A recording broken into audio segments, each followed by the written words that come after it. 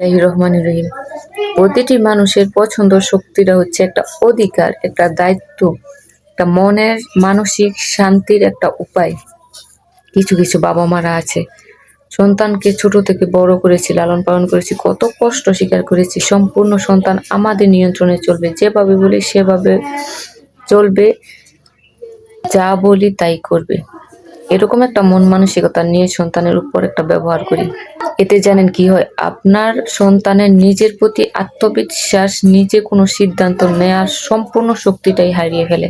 প্রতিটি মানুষের নিজস্ব একটা প্রতিভা আছে, যেমন বাবা মাদের নিজস্ব একটা প্রতিভা আছে, এরকম সন্তান নিয়ে তেমনি যার যার জীবন, তার চেয়ে বেশি অধিকার আর পৃথিবীতে কারো কাছে নেই।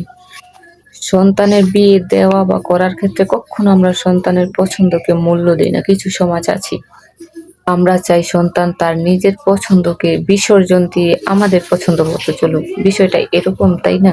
এটা বিশ্বাস করে নিজের পছন্দ মতো পৃথিবীতে কিছু গোটা বা হওয়া, এর মতো মানসিক শান্তি পৃথিবীতে আর দ্বিতীয়টা নেই।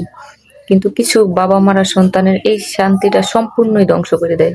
এরকম বলছি না আমি সন্তান বাবা মার অবাধ্য হবে, কিন্তু যার জীবন তার অবশ্যই একটা এ বিষয়ে মূল্য দিতে হবে, সিদ্ধান্ত নেওয়ার একটা সুযোগ দিতে হবে।